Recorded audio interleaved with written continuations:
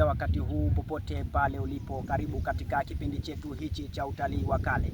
Na leo katika utalii wa kale tumependa kutembelea katika kijiji cha Kiungoni, ambapo tumefanikiwa kuja kuangalia moja kati ya maziwa maarufu sana hapa Kiungoni, ambalo kuwa ziwa hili linajulikana kwa jina la Ziwani. Kwa ukipenda unaweza ukaliita ziwa Ziwani.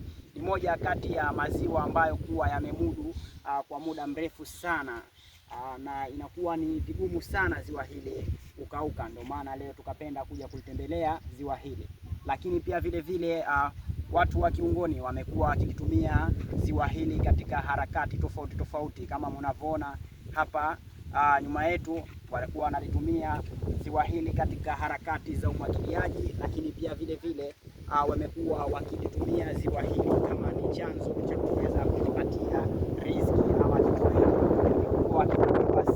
wamekuwa wakivuliwa samaki aina tofauti tofauti kama vile kama ni chanzo cha kitoweo, lakini pia vile ni chanzo cha kipato hapa kijijini Kiungoni.